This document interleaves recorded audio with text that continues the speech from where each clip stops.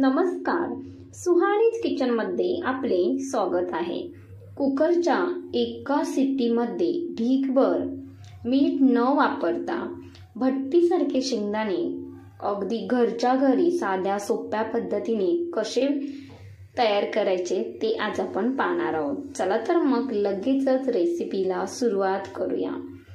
तर इथे मी रोजच्या वापरातले शेंगदाणे घेतले आहेत 1 वाटीभर।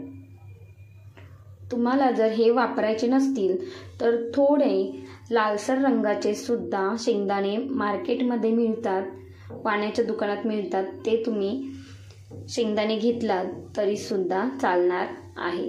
तर हे शेंगदाणे पहिले साफ करून घ्यायचे आणि नंतर एका कुकरमध्ये हे सर्व शेंगदाणे घालून घेत आहे।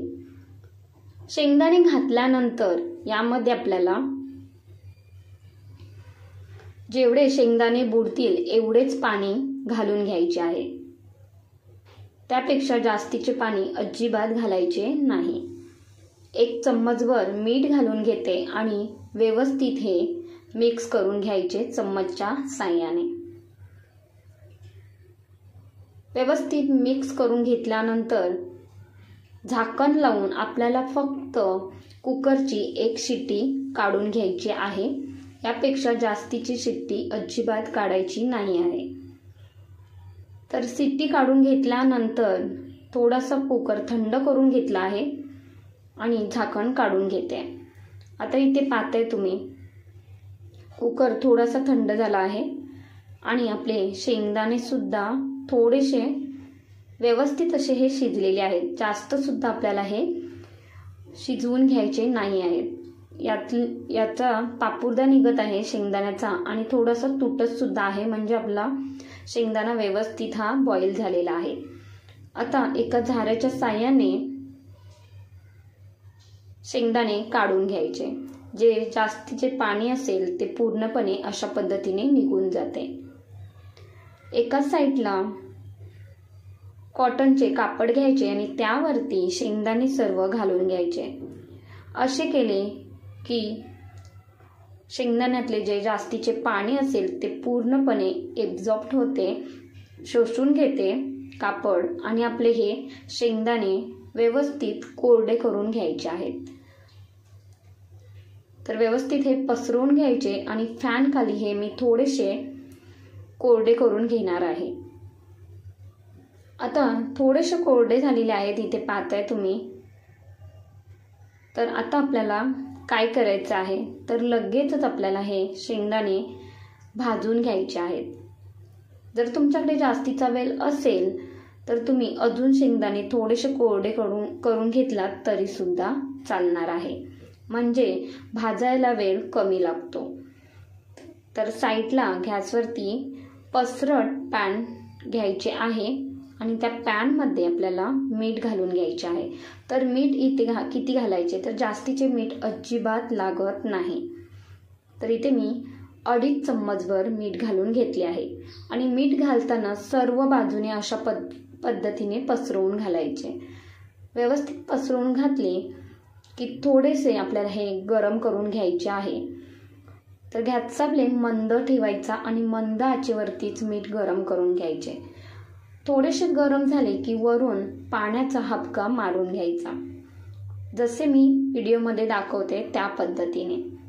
थोडे थोडे पाणी अशा पद्धतीने मिठावरती मारून घ्यायचे।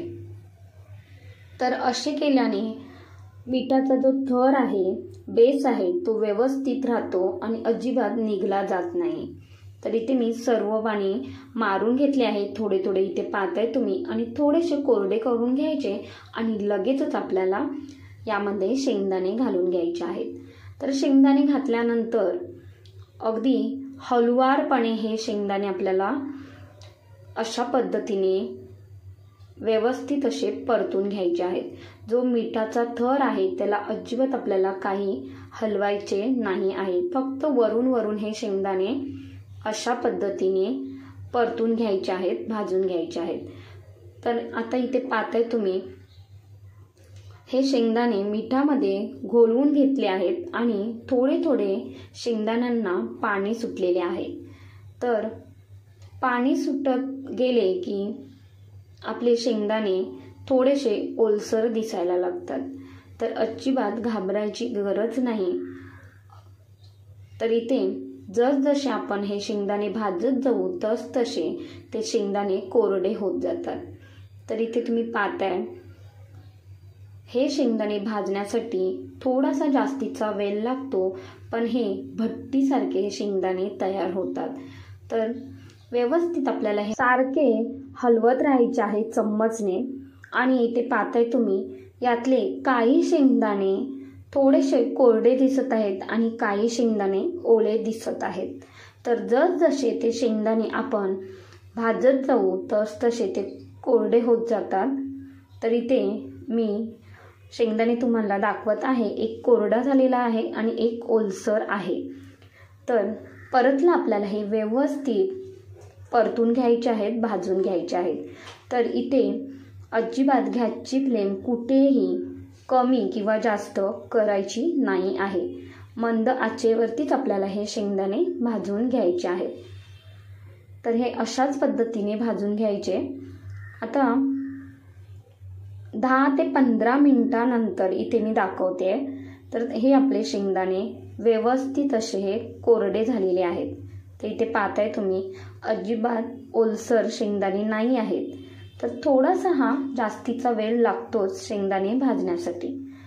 तर आता इथे मी थोडासा गॅस फास्ट केलेला आहे आणि फास्ट केल्यानंतर हे शेंगदाणे आपल्याला थोडेसे भाजून घ्यायचे आहेत, म्हणजे थोडेसे करपल्यासारखे हे शेंगदाणे आपल्याला तयार करायचे आहेत। तर इथे एक शेंगदाणा सुद्धा हातामध्ये घेऊन दाखवला आहे आणि मस्त अशी व्यवस्थित अशी त्याची साल निघत आहे, म्हणजे आपले शेंगदाणे व्यवस्थित भाजलेले आहे।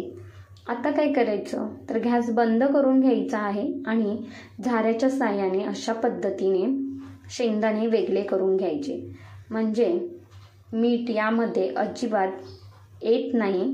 तर ही सुद्धा ट्रिक आहे। तर असे तुम्ही शेंगदाणे भाजून पहा, अगदी भट्टीसारखे हे शेंगदाणे तयार होतात। तर जे राहिलेले मीठ सुद्धा तुम्हाला दाखवते, इथे पाहताय तुम्ही पॅनमध्ये थोडेसे मीठ राहिलेले आहे आणि काही चिपकलेले सुद्धा आहे।